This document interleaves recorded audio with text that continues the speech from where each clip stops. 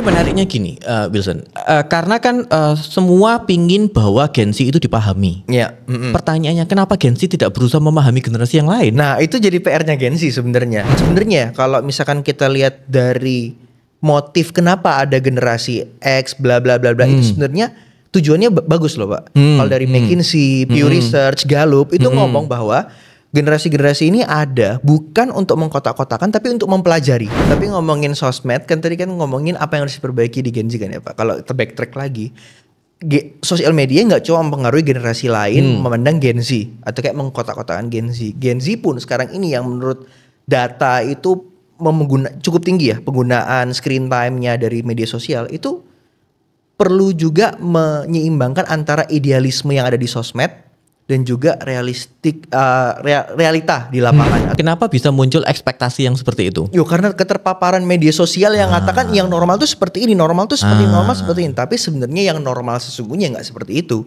Nah, kenapa? Artinya kan seharusnya konsep edukasi di sosial media itu mulai dikembalikan ke standar realnya itu seperti apa gitu kan? Iya betul. Nah, artinya sangat bagus kalau ada influencer atau content creator yang mulai ngomongin realistis aja. Generasi lain pun yang kayak strawberry juga banyak. Iya. Cuma kalau saya pola pikirnya gini, apa benar itu adalah generasi strawberry atau seharusnya kita lebih cocoknya membahasnya parenting strawberry? Parenting strawberry. Jadi maksudnya itu di build sebenarnya Pak yang strawberry itu.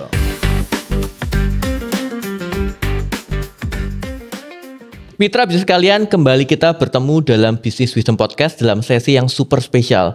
Nah, hari ini kita kedatangan tamu, bukan tamu sih seharusnya ya. Apa dong kalau gitu? Tuan rumah harusnya juga ya? Kurang ajar juga kayak gitu. Nah, keluarga baru dari Business Wisdom Institute, boleh diperkenalkan dirinya dulu. Halo mitra bisnis, perkenalkan nama saya Wilson Huang dan saya di sini sebagai junior trainer buat Business Wisdom Institute. Keluaran terbaru ya? Statusnya sudah junior trainer sekarang. Harusnya ya Pak ya. Yang terakhir sesinya masih tentang anak magang. Anak magang. Oh iya masuk akal. Enggak sih Pak, kan saya datang waktu itu bukan jadi anak magang, sebagai tamu Pak. Oh, dikomplain ya sudah aneh. Nah, ini topik yang menarik mitra bisnis sekalian karena hari ini kita akan belajar mengenai resep menghadapi Gen Z. Yes. Wilson Gen Z kan? Gen Z, masih Gen Z. Gen Z yang rebel tapinya. Enggak sih, enggak rebel. Maksudnya rebel ini gimana Pak? Maksudnya menolak Gen Z gitu tuh Pak? Kalau buat saya kan Gen Z yang rebel itu berarti generasi yang kreatif. Oke. Nah, kalau menurut Wilson sendiri sebagai Gen Z, apa sih persepsi yang paling kamu benci ketika persepsi itu disangkut pautkan dengan Gen Z, termasuk ke dirimu? Simpel aja, nggak bisa kerja. Gen Z nggak bisa kerja itu benci banget gitu. Oke. Itu stigma yang selalu dibawa kalau Gen Z masuk ke workplace atau Gen Z di kampus atau Gen Z bertemu dengan siapapun selalu dibilang nggak bisa kerja. Padahal kan. Nah, tapi kan tidak ada asap kalau tidak ada api gitu kan. Nah, iya, betul. Pasti kan stigma seperti itu muncul karena adanya fakta. Betul. Nah, ada banyak fakta. Perusahaan bahkan kalau jadi. Kenapa kok bisa muncul stigma yang seperti itu? Sebenarnya ya kalau menurut saya orang itu bisa kerja atau nggak bisa kerja itu nggak selalu melulu tergantung karena generasinya. Tapi memang karena value orang itu, karena skill orang itu dan memang etos kerja orang itu. Cuma kenapa Gen Z sering dibilang gitu? Karena mereka ini anak-anak baru yang baru mau masuk ke dalam workplace atau ke dalam kantor. Jadi masih belajar, beradaptasi dan kawan-kawannya. Tapi udah langsung di-judge stigmanya, mereka nggak bisa kerja, bla bla bla. Kadang-kadang hal-hal itu juga yang bikin mereka akhirnya terintimidasi. Nggak.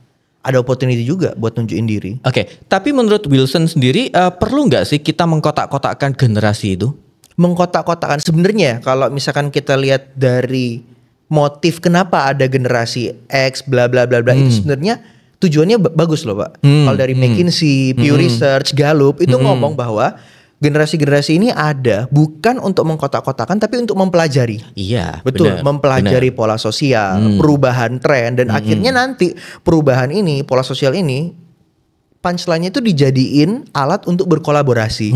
Nah itu seharusnya motif utama dari generasi tapi seringkali dijadiin kotak-kotak gitu. Di kotak-kotak dipisah-pisahin. Bukan kita melihatnya sebagai puzzle, tapi sebagai sekat-sekat gitu Pak. Kalau saya sih pribadi sih kurang setuju dengan mengkotak-kotakkan generasi ya. Ada teorinya yang generasionalism teori.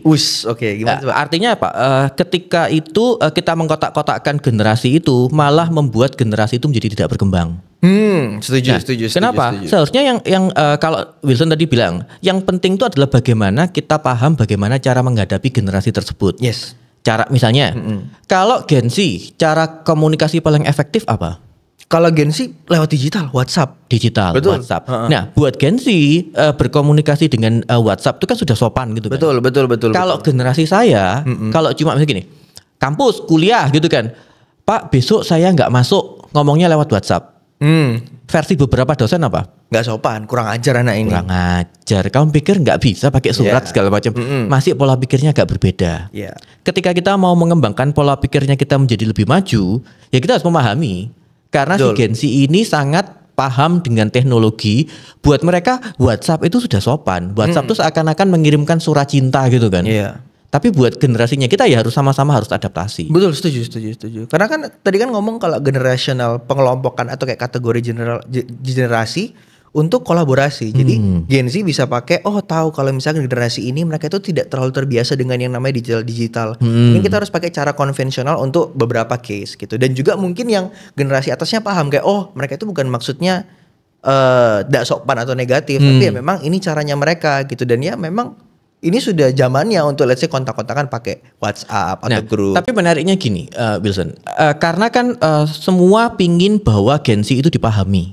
Pertanyaannya kenapa Gen Z tidak berusaha memahami generasi yang lain? Nah itu jadi PR-nya Gen Z sebenarnya. Sebenarnya PR-nya Gen Z itu Gen Z juga nggak bisa memaksakan dia jadi anak emas yang datang terus tiba-tiba harus selalu ngomong gitu. Gen Z juga punya PR gitu, PR-nya untuk beradaptasi dengan dunia kerja. Tapi bukan berarti Gen Z itu menjadi satu-satunya generasi memang disudutkan mereka doang yang belajar. Termasuk generasi lainnya juga punya porsi untuk belajarnya juga, belajar regenerasi gitu. Karena ada proses regenerasi dan proses meregenerasi gitu. Jadi ya sama-sama belajar, sama-sama beradaptasi jadinya. Nah, artinya kalau ditanya kebanggaan menjadi seorang Gen Z itu apa sih? Kebanggaan menjadi seorang Gen Z, serba digital. Menurut saya itu sebuah kayak alarm atau kayak refleks yang bahkan pacaran pun dengan digital gitu. Enggak juga sih, maksudnya enggak juga dimensi gitu Pak, virtual pacarannya jangan gitu. Gini, karena menariknya gini, Son.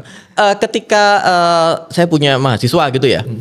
Kalau suruh presentasi di depan, enggak pedenya luar biasa.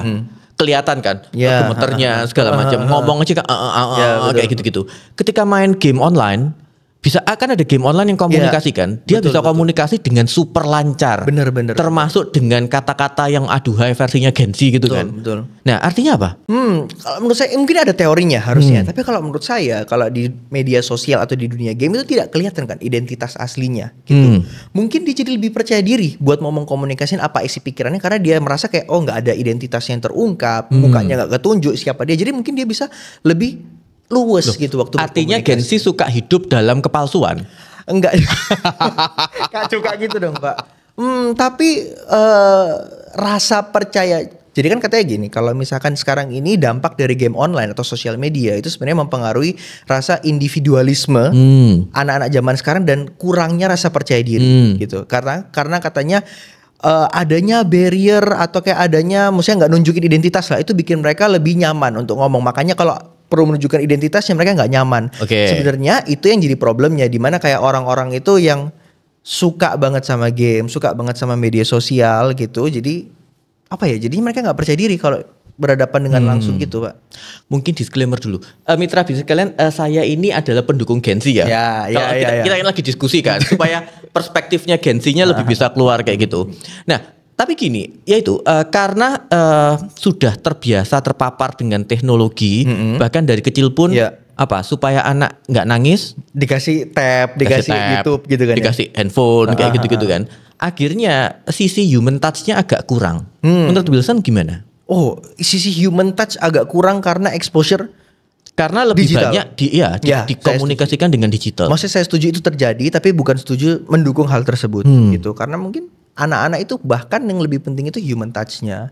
Touch terhadap alam secara langsung ya, dunia secara langsung, nggak cuma HP terus gitu. Karena menurut saya karena kalau dia waktu dari kecil nggak dibiasakan explore dengan dunia atau dengan orang lain, kayaknya dia bakal muncul sifat-sifat individualisme. Nah, tapi akhirnya kalau kayak gitu kembali ke generasi saya berarti nanti.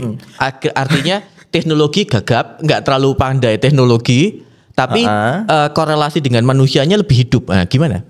Hidup kan pilihan kan. Nah, itulah pentingnya orang tua sebenarnya mengajarkan seimbangnya. Oh, menggunakan teknologi itu untuk apa, waktunya seperti apa, dengan kondisi apa, dan juga pentingnya juga human touch sama orang. Karena kan yang pasti komunikasi sama saya sama Pak Bapak sekarang langsung beda kan ya, kalau lewat WhatsApp. Jadi memang jadinya harus seimbang gitu. Bukan berarti kita nggak mau nge-teknologi atau nggak mau human touch, harus seimbang jadinya. Kayak sudah cocok ya dirimu jadi orang tua. Mungkin ada tanda-tanda. belum ada, masih kecil ya. Oke, terus ini gini, kadang-kadang kan namanya kita ketemu anak muda ya, sangat pingin untuk dipahami. Termasuk cara berkomunikasi pun perlu untuk dipahami. Padahal kan kadang-kadang perspektifnya orang yang berbeda merasa bahwa itu hal sesuatu yang tidak wajar. Harus dipahami. Iya, harus dipahami. Kalau saya sendiri sih merasa nggak gitu ya, nggak harus dipahami karena komunikasi kan saling memahami ya gitu. Jadi harusnya saya itu memahami apa maksudnya Pak Ronald, baru saya menyampaikan apa yang saya maksudkan atau yang saya pikirkan, sehingga nanti Pak Ronald juga memahami apa yang saya pikirkan. Nantinya tujuan komunikasinya kan ada kan. Saya tujuan komunikasi bikin A, ya udah memahami Pak Ronald memahami saya. Oke, tujuan A kalau gitu gini. Harusnya kan seperti itu ya. Lah pertanyaannya, apakah semua Gen Z itu berpikirnya kayak kamu gini? Apakah ya sebenarnya nggak semua ya, mungkin ada beberapa yang masih perlu belajar ya, tapi balik lagi kan ya, Gen Z kan masih proses belajar, bukannya nggak bisa. Saya agak kurang setuju ya kalau Gen Z itu maksudnya butuh dimaklumi karena masih proses belajar. Okay. Karena gini, mekanisme yang seperti itu di generasi yang lain nggak terjadi kan. Cuma artinya proses memahami antara dua belah pihak itu memang lebih dibutuhkan. Tapi maksudnya gini, hal-hal yang negatif ya memang harus dibuang. Tapi kalau mau dibilang ada nggak Gen Z yang kalau komunikasi itu maunya selalu dipahami, ada Pak, gitu, ada. Dan menurut saya itu, apalagi kalau saya ketemunya di kalangan kampus ya, dimana mungkin itu bisa jadi stepnya mereka untuk belajar berkomunikasi, belajar human skills, people skill gitu kan ya. Jadi tetap ada menurut saya Pak, yang memang dia itu beberapa Gen Z yang komunikasi itu perlu minta dipahami dan bla bla. Cuma bukan berarti mereka bakal stuck di situ. Saya punya pengalaman juga dengan beberapa teman yang awalnya itu kalau komunikasi itu harus dia yang dipahami, harus dibayain gini-gini, tapi lama-lama dia menjadi paham kayak dunia enggak bekerja seperti itu gitu, enggak. Generasi saya juga ada yang kayak gitu. Iya, artinya balik lagi kan, bukan generasinya yang salah, tapi memang semua orang mengalami hal tersebut. Cuma mungkin ada generasi yang sudah lebih dulu melewati prosesnya dan udah selesai, udah finish. Sedangkan Gen Z ini masih sementara start atau mungkin ya masih di tengah-tengah race-nya ini. Gitu. Mungkin masukan buat Gen Z dan mitra bisnis kalian, jangan terlalu sering mengkomunikasikan bahwa tolong dipahami karena kami masih prosesnya belajar, masih proses berkembang. Dunia profesional kan nggak mau tahu yang kayak gitu-gitu. Ya artinya coba dicari caranya bagaimana sehingga para Gen Z ini sudah siap pakai. Jangan cuma minta dipahami, tapi juga harus bisa memahami perspektifnya dari generasi yang lain. Setuju. Dan setuju, artinya generasi nggak bisa dikotak-kotakkan. Karena semua generasi selalu ada sisi positif dan negatifnya. Artinya ada orang-orang yang bagus, ada orang-orang yang juga memang dalam tanda kutip unik. Iya, betul, ada yang unik. Nah, kalau ditanya Wilson, artinya hal yang perlu segera diperbaiki dari sisi Gen Z apa? Hal yang harus diperbaiki Gen Z, pikir dulu Pak sebentar. Karena balik lagi ya, agak susah Pak kalau kita ngomongin Gen Z itu harus belajar apa. Soalnya nggak bisa juga kita mau kotak-kotakin generasi A, B, C, D, F, G. Soalnya tiap orang punya pace-nya yang beda-beda waktu belajar, pengalamannya mereka beda-beda. Mungkin kalau apa yang harus diperbaiki dari Gen Z harus nyimbangin idealisme sama realistiknya gimana sih di lapangan ya. Menarik. Kita akan kembali di sesi yang kedua bersama dengan Wilson Huang.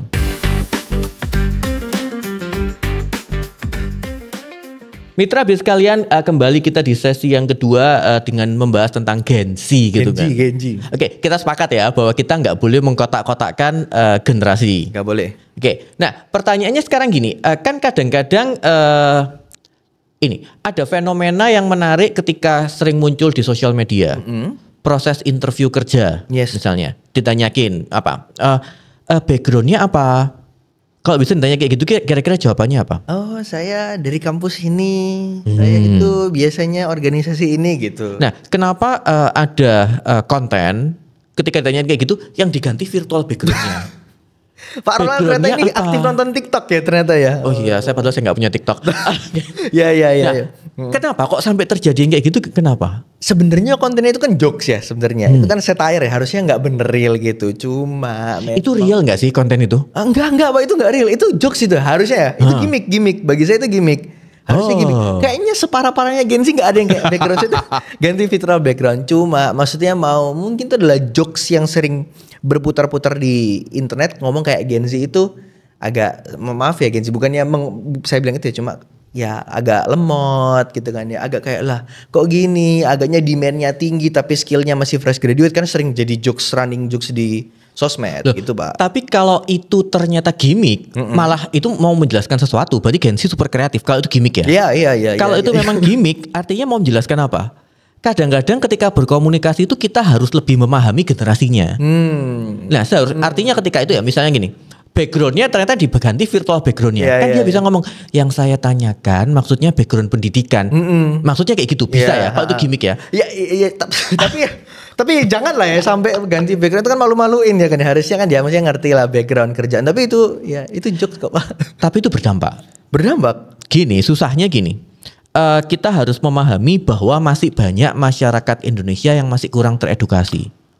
Ketika yang dipaparkan di sosial media kontennya yang seperti itu, maka yang ada dalam mindsetnya generasi muda apa? Ayo, kalau kamu sering nonton konten yang seperti itu terus menerus kayak gitu-gitu, kira-kira yang akan masuk dalam pikiranmu apa? Ya artinya ada subliminal message ngomong kayak Gen Z itu gini, Gen Z itu gitu kan ya? Itu nggak bisa, karena itu tanpa disadari membuat doktrin pola berpikir Gen Z bahwa ketika ada kejadian yang seperti itu seakan-akan menormalkan. Ya, menstigmakan jadinya kan. Iya. Ya. Jadi akhirnya ya nggak apa-apa sih, saya agak tung tolol sedikit, ya itu Gen Z saya. Padahal kan nggak semua kayak gitu. Betul. Nah, artinya harus lebih banyak generasi muda Gen Z itu membuat konten yang lebih edukatif dibandingkan konten yang seperti itu. Iya betul, tapi menurut saya sebenarnya itu kan kontennya pure joke gitu kan ya, jokes kan Pak ya. Kalau misalkan saya melihat itu saya bisa paham, ya ini cuma ngejokes gitu karena background sama-sama virtual background gitu. Menurut saya nggak cuma juga konten edukatif dinaikin, tapi literasi orang Indonesia juga harus dinaikin juga kalau kita ngomong ya Pak. Masalahnya gini loh, saya aja maksudnya berpikir ketika ngeliat konten itu saya berpikir, hah? Ada ya generasi Musa sedung-dung ini. Tapi Bapak nggak percaya kan? Percaya. Serius percaya. Saya percaya bahwa itu konten real yang memang proses interview kerja. Iya. Berarti kan banyak orang yang akan berpikir seperti saya toh. Oke. Akhirnya mungkin akan muncul stigma kalau interview jangan ngambil Gen Z. Hanya karena satu konten yang seperti itu. Tapi siapa yang tahu kalau itu gimmick? Tapi kalau kita mau ngelarang orang jangan bikin konten yang menyudutkan Gen Z, nggak bisa nggak sih Pak? Karena kan ya satu menghibur, lucu, AdSense-nya ada. Jadi ya mungkin ada dikasih itu ya subtitlenya ya, gimmick gitu ya. Ya tapi ya menurut saya pentingnya punya mindset tidak mengkotak-kotakan generasi itu penting sih. Mau ngelihat konten yang tadi pun kalau punya mindset yang nggak mengkotak-kotakan Gen Z, akhirnya nanti dinangkepnya cuma sebagai jokes gitu. Walaupun Bapak mungkin ada ya kayak gini, tapi enggak lah, kan nanti gitu kan ya Pak, enggak lah, kan ada Gen Z yang bener juga gitu. Setuju kok, karena ketika saya sempat ada proses interview dengan calon karyawan gitu, juga kayak gitu. Maksudnya apa? Kayak gitu ada yang virtual background Mbak? Enggak, kan gitu kan offline toh, jadi nggak mungkin bukan virtual background, tapi artinya generasi yang memang kadang-kadang susah memahami pertanyaan itu ada. Oh iya. Tapi artinya jangan dilihat kekurangannya. Kan kita harus lihatnya lebih ke arah kelebihannya. Generasi yang susah memahami pertanyaan atau orang yang susah memahami. Orang. Oh iya, kita nggak mengkotak-kotakan generasi kan. Benar-benar orang. Artinya setiap orang punya kekuatannya sendiri-sendiri. Ya, betul.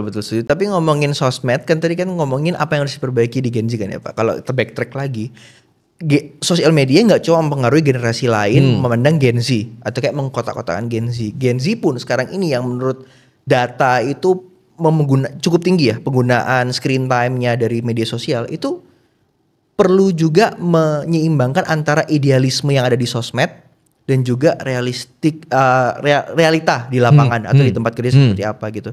Karena kan sering kita lihat idealismenya kalau umur 20-an itu misalkan udah punya McLaren misalkan, sudah punya kekayaan segini, investasi gini. Tapi kebanyakan realistiknya nggak seperti itu. Gitu. Begitu juga dengan tempat kerja, idealnya tuh punya bos yang ada seperti coach, seperti trainer lah, seperti gini yang membimbing bukan menyuruh-nyuruh, tapi kan realita di lapangan nggak selalu akan ketemu dengan yang seperti itu. Nah, itu yang kadang-kadang bikin Gen Z itu kena mental dalam tanda kutip. Kena mental karena ekspektasinya dia tidak terpenuhi. Nah, kenapa bisa muncul ekspektasi yang seperti itu? Karena keterpaparan media sosial yang mengatakan yang normal tuh seperti ini, normal tuh seperti ini. Tapi sebenarnya yang normal sesungguhnya nggak seperti itu. Nah, kenapa? Artinya kan seharusnya konsep edukasi di sosial media itu mulai dikembalikan ke standar realnya itu seperti apa gitu kan? Iya betul. Nah, artinya sangat bagus kalau ada influencer atau content creator yang mulai ngomongin realistis aja gitu. Kayak contoh Theo Derek, Bapak pernah dengar influencer?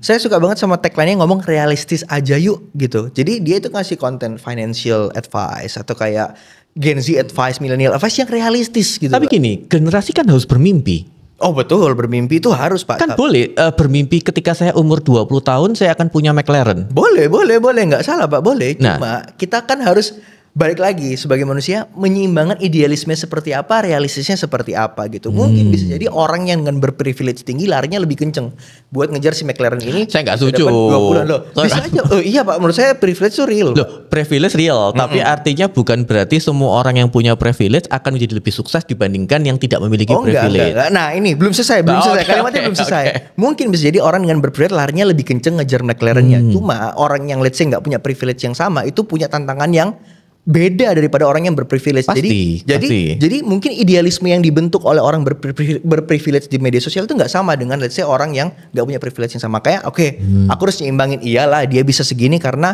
gini. Kalau aku harus pakai metodeku, caraku, jalanku beda gitu. Jadinya kan pola pikirnya agak beda, Son.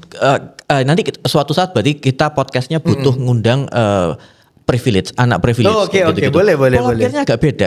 Dan itu saya juga setuju bahwa kita nggak boleh mengkotak-kotakan dia privilege atau yang non privilege. Betul. Karena setiap orang perjuangannya akan berbeda-beda. Cuma bermimpi itu perlu menurut saya. Tapi benar harus dikembalikan ke realita. Ya, kalau bermimpi tapi kamu tidak mau bekerja keras, gak mau berusaha, ya mimpimu akan selalu menjadi mimpi. Iya. Tapi ketika kamu mau melakukan sesuatu, kemudian kamu berpikir dengan hidupmu apa yang menjadi kekuatanmu, ya mimpimu bisa menjadi realita. Iya, betul. Nah, Gen Z pola pikirnya gimana? Nggak bisa Pak, balik lagi dikotak-kotakin sama generasi. Karena saya juga punya temen yang pola pikirnya itu mungkin kayak agak kasar, tapi malas itu kan bukan generasi tapi orang ya. Malas tuh kata biasa kok. Males atau mungkin mengharapkan yang instan, nggak mau capek. Tapi ada juga yang mungkin sampai sekarang ini dia itu mau bekerja dengan biaya yang kecil, bukan karena memang dia mau dia kerja rodi ya, tapi dia lagi misalkan nunggu surat keterangan lulusnya gitu, tapi dia ingin mempertahankan posisinya di sini karena dia bakal dapat tawaran gitu ya. Dia tahu ada yang harus dikorbanin, dia mau soro dulu, capeknya dulu dia bisa. Nah, artinya gini, kalau kita sepakat tidak boleh mengkotak-kotakkan generasi, kalau kita mau ngelihat karakteristik dari seseorang, berarti ngelihatnya dari apa? Harus ngelihat dari orangnya, balik lagi. Saya setujunya kalau ngelihat dari orangnya. Apa? Mungkin kalau dengan adanya generasi mungkin kita bisa tahu beberapa hal ya. Contoh kayak generasi Z itu dibilang sama beberapa researcher ngomong kayak, oh Gen Z itu bukan tumbuh dalam era digital, tapi dia tuh lahir di era digital. Jadi dari kecil sampai gede itu era digital. Makanya kalau apa-apa ada problem, ada yang gaming, dia itu refleksnya kayak Google, GPT, nanya. And that's patternnya mereka gitu. Cuma kalau mau lihat karakteristiknya orang lebih dalam lagi, let's say apa prinsipnya dia, value-nya dia, apa kira-kira yang jadi pola pikirnya dia, itu harus kenal orangnya secara langsung, nggak bisa.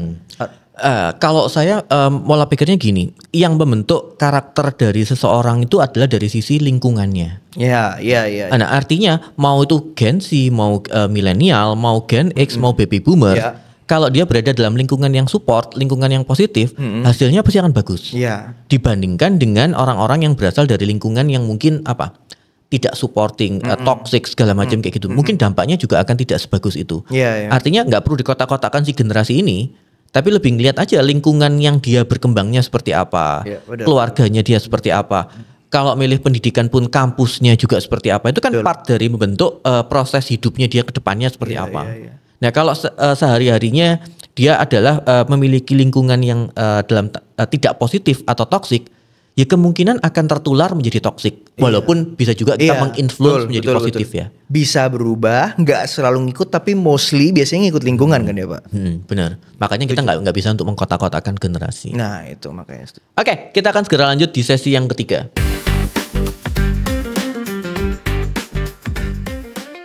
Mitra bisnis sekalian, kita akan masuk ke sesi yang ketiga, tetap bersama dengan junior trainer dari BWI, Wilson Wang. Oke, Wilson, menariknya gini, pertanyaannya Wilson yang masih Gen Z tiba-tiba tertarik untuk masuk ke dunia training. Nah, oke. Apa alasannya? Agak panjang dikit. Nggak boleh. Oke, kata aja kalau gitu. Jujur, selama 4 tahun kuliah, mikirin aku mau jadi apa setelah lulus kuliah itu nggak ada sama sekali kepikiran jadi trainer, nggak ada. Jadi trainer, jadi pengajar tuh di bidang edukasi nggak ada. Adanya kayak di bidang ranah-ranah ilmu komunikasi kayak film, marketing, broadcasting dan sebagainya. Cuma ini ada benang merahnya sama waktu itu saya pernah bawa topik di TED Talk ngomongin tentang passion itu overrated sebenarnya. Karena definisi passion itu kita selalu anggap kayak sesuatu yang kita rasa suka dan nggak suka. Tapi sebenarnya passion itu bukan yang kita suka, kita rasa suka atau gak suka. Bener. Tapi passion itu sesuatu yang kita sudah dalami, explore, pelajari, and then kita bisa decide, wah ini aku suka atau enggak. Ataupun kadang kita tuh gak ada rencana mau suka dan gak suka sama hal ini. Tapi karena kita mulai mencintai apa yang kita lakukan, ya akhirnya menjadi sebuah passion yang tumbuh gitu. Cinta kan tumbuh ya, bukan karena muncul tiba-tiba gitu. Termasuk waktu magang di Business Wisdom Institute, itu kan magangnya di bagian video production gitu kan ya, kayak digital nggak ada ranahnya sama training gitu. Cuma karena waktu itu difasilitasi oleh BWI yang sangat baik hati, Pak Ronald dan Pak Hasan ini ya, jadinya tahu kayak ternyata dunia training itu seperti ini, dan ini ternyata ada line up sama apa yang saya lakuin dulu waktu di kampus itu di organisasi di BEM, yang dimana itu ternyata saya itu lebih intensnya itu bukan di ngatur program kerjanya, tapi ngatur di people development-nya. Iya gitu, mentoring orang, bla bla bla bla bla bla bla gitu, dan akhirnya ada benang merahnya dengan dunia training sekarang ini gitu. Nah, terus hubungannya sama passion itu apa? Kalau saya nggak pernah mencoba di dalam dunia organisasi, saya nggak pernah tahu ternyata itu saya suka di dalam people development. Walaupun saya masih belajar ya people development, self development itu saya ternyata suka di bidang itu. Dan kalau saya nggak berani agak nekat gitu kan ya ke BWI gitu ya, karena mungkin orang kan bisa ke BUMN, tapi saya ke BWI, saya mungkin nggak bakal tahu juga ternyata itu ternyata ada dunia training, dunia training yang ada masa depannya, dan dunia training ini ada potensinya juga buat diri saya gitu. Jadinya kan karena eksplorasi itu, ya ada beberapa faktor, itu eksplorasi sama juga takdir ya mungkin ya, nggak tahu kan. Bukan karena takdir ya, nggak keterima kerja di tempat lain. Nah mungkin Pak, pintu yang tertutup itu kadang-kadang mungkin mengarahkan saya ke pintu yang terbuka lainnya, itu contohnya BWI. Ini artinya berpikir positif. Tapi ini menarik, Wilson. Passion is overrated. Kadang-kadang kan manusia itu ketika dihadapkan dengan sesuatu, dia kan selalu bilangnya gini, itu bukan passion saya. Padahal kan manusia tuh belum tahu bahwa itu passionnya atau bukan tuh belum tentu tahu. Misalnya gini, saya suka sekarang saya misalnya berjualan es krim gitu kan. Kalau kita nggak pernah dikenalkan dengan proses membuat es krim, mungkin kita akan bilang apa? Itu bukan passion saya. Setelah kita mencoba, kita tahu, belajar hal-hal yang baru, baru ketemu kan. Ternyata saya suka ya bikin es krim. Nah itu konsepnya passion is overrated gitu kan. Iya betul. Dan kalau kita baru ngerjain sesuatu nih, ataupun belum ngerjain sesuatu udah ngomong saya nggak suka ngerjain ini, itu sebenarnya sudah melawan hukum passion. Karena passion itu mostly datang dari hal-hal yang kita nggak pernah tahu, atau bahkan kita nggak pernah suka. Kita nggak pernah rencanain mau ini jadi passion kadang-kadang, tapi itu kita lakuin secara konsisten, pelajari, explore, dan kita mencintai dulu apa yang kita lakukan, akhirnya jadi apa. Memang kadang-kadang orang ketika dilahirkan dari kecil sudah kelihatan, bakatnya nyanyi, ya betul, bakatnya loncat indah segala mungkin kelihatan. Tapi saya yakin bahwa setiap orang tuh pasti punya passion atau punya kelebihannya masing-masing. Tinggal dicari. Kalau belum ketemu berarti mungkin itu masih agak sembunyi. Harus dicari lebih dalam, digali terus. Nah, carilah mentor-mentor yang cocok untuk menggali potensi-potensi dari yang dimiliki generasi muda. Setuju, mentor itu penting. Dan mungkin yang Bapak bilang barusan tadi itu kayak ada hubungannya sama konsepnya bagaimana Gallup itu ngajarin bagaimana mengubah talent jadi strength. Talent kan perlu investment, akhirnya jadi strength. Sama investment itu ya proses eksplorasi tadi itu. Nggak bisa mentang-mentang baru lulus BWI certification strength gitu ya. Ya saya jadi coach guys. Nah Wilson, ini menariknya gini juga, kan ada pembahasan mengenai Gen Z itu adalah generasi strawberry. Iya. Gimana? Menurut kamu gimana? Jujur Pak ya, saya baru pernah dengar generasi strawberry itu waktu saya di BWI. Ketemu Pak Hasan, Pak Ronald dan Pak Hasan yang pakai Gen Z itu generasi strawberry. Berarti kurang scrolling di mungkin Instagram. Kamu mainnya TikTok mulu. Tapi abis itu saya cari tahu generasi strawberry apa. Ya itu sebenarnya strawberry cukup menggambarkan stigma Gen Z. Yang dimana di luarnya bagus gitu kan, warnanya menarik, tapi ternyata gampang busuk gitu. Bener nggak tapi kayak gitu ya? Gak bisa sih Pak, balik lagi kita ngomong itu. Ada loh Pak Gen Z yang tahan banting, ada juga Gen Z yang let's say kita bilang kayak strawberry. Ada Pak, tapi balik lagi ke bagaimana orang itu sebenarnya value-nya apa, pengalamannya apa yang dia yakini untuk bekerja, etosnya gitu. Jadi balik lagi Pak ke orangnya, karakternya. Iya, generasi lain Pak pun yang kayak strawberry juga banyak. Iya. Cuma kalau saya pola pikirnya gini, apa benar itu adalah generasi strawberry atau seharusnya kita lebih cocoknya membahasnya parenting strawberry?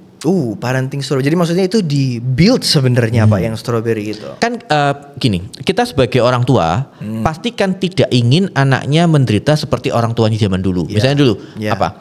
Oh kalau nangis dulu kalau nggak mau diem dicubit jadi nangis kayak gitu kan. Supaya nggak nangis sekarang dikasih teknologi misalnya. Artinya apa? Dibentuk untuk tidak atau mengurangi penderitaan dari si anak. Dalam tanda kutip akhirnya dimanjakan. Nah dengan proses yang itu terjadi, akhirnya anak ini menjadi generasi yang tidak tangguh.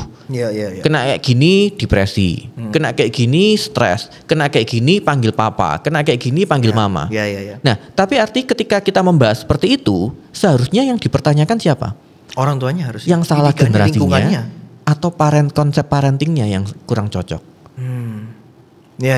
Itu saya setuju sih Pak, karena hal-hal yang membentuk saya menjadi diri saya itu adalah serangkaian pengalaman dari saya umur 0 sampai sekarang ini kan ya Pak.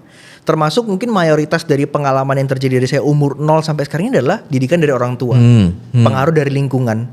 Ya kalau lingkungannya kita ngomong sehat, bagus, membangun dan kawan-kawannya ya pasti akan menimbulkan orang-orang atau anak-anak yang sehat, lebih tangguh, membangun dan berbagai. Tapi kalau sebaliknya lingkungan yang let's say toksik, manja dan serba mental lemah gitu kan ya pasti buah yang mungkin kalau parents mungkin nggak sampai toksik lah ya. Cuma biasanya mental manja, mental memberikan kenyamanan itu akhirnya akan membuat generasinya menjadi tidak tangguh. Ada loh Pak tapi parents yang maksudnya tanpa mendiskreditkan ada parents yang toksik menghasilkan anak-anak dengan perilaku toksik. Tapi contoh parent toksik itu gimana tuh menurut Wilson?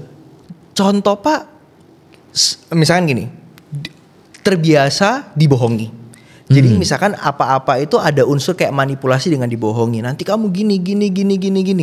Lama menurut saya anak itu akan terbiasa juga dengan namanya impulsif lain gitu. Dia itu berbohong secara refleks tanpa ada tujuan tertentu ya, tapi memang karena dia mau bohong aja gitu. Karena dia melihat dia terbiasa dengan kayak orang tuanya yang bohong gitu. Kalau saya punya pengalaman yang menurut saya agak mengagetkan gini.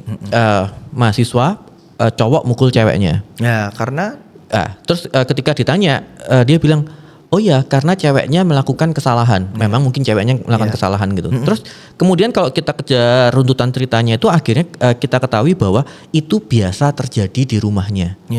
Kalau ada apa-apa orang tua yang papanya itu suka mukul mamanya. Artinya si anak terdidik menjadi dengan mindset bahwa memukul itu sesuatu yang biasa. Ketika ada kesalahan, ya enggak apa-apa, diselesaikan dengan memukul. Itu mungkin konsepnya yang parent toxic kayak gitu ya. Iya, tapi kan nggak usah jauh-jauh deh Pak. Verbal abuse, pakai kata-kata itu kan juga bisa jadi hal yang toksik dan kebawa di rumah atau mungkin orang tuanya sering menggunakan kata kasar. Akhirnya dia merasa kata kasar itu wajar. Sesuatu yang biasa. Iya, ke orang terdekatnya pun, makanya akhirnya keterusan. Ya jadinya kan toksik gitu Pak.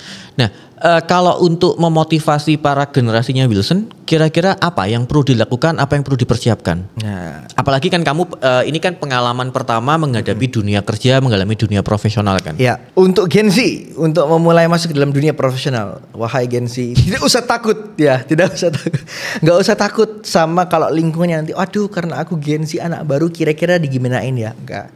Selama kalian bagus, perform, saya yakin kalau lingkungan itu memang membangun dan bagus juga akan menghargai, mengapresiasi kalian sama besarnya dengan kontribusi yang dilakukan. Maka dari itu jangan egois, jangan sombong dulu kayak merasa tahu segalanya. Tetap harus memberikan ruang untuk belajar, menyesuaikan diri dan juga mendengarkan apa masukan dari yang atas. Karena yang atas juga sedang menyediakan telinga untuk mendengarkan kita Gen Z. Ya makanya patutlah Gen Z juga menyediakan telinga untuk mereka yang di sana. Oke, sebelum closing statement Wilson, kalau pendapat Wilson mengenai generasi muda nakal, Generasi muda nakal kan ya mungkin waktunya mereka explore mungkin ya. Enggak. Apa? Generasi muda yang nakal. Maksudnya ini apanya, Pak? Pendapatnya tentang apanya? Kenapa mereka begitu, Kak? Misalnya kalau misalnya contohnya gini, kalau kuliah bolosan, kalau ujian nyontek, apapun lah kayak gitu-gitulah. Oke. Apa maksudnya masa depannya nggak ada gitu, Pak? Nggak juga. Terserah gitu. Kamu mau menginterpretasikannya apa. Generasi muda nakal. Saya juga nakal dulu SMA, tapi saya rasa semua orang itu bakal harusnya ya, ada turning point-nya gitu, Pak. Mungkin waktu mereka zamannya nakal ada satu aha moment atau turning point yang dimana mereka akhirnya sadar nggak bisa gini-gini terus. Mungkin termasuk saya waktu SMA itu ke sekolah nggak bawa buku, baunya malah speaker buat dengerin lagu contohnya gitu. Ya contoh kayak gitu-gitu. Contoh kayak gitu, bolos, ngelanggar peraturan bla bla bla bla. Tapi nanti pasti semua orang itu ada turning point-nya. Entah turning point-nya itu dia jatuh atau mungkin diselentik sama orang atau diselentik sama Tuhan, akhirnya pasti akan balik gitu. Dan saya rasa kita perlu sadar terhadap turning point itu kayak momen-momen selentik yang kita bisa pakai untuk merefleksikan, oke, saya harus perbaiki apa. Introspeksi sih jadinya.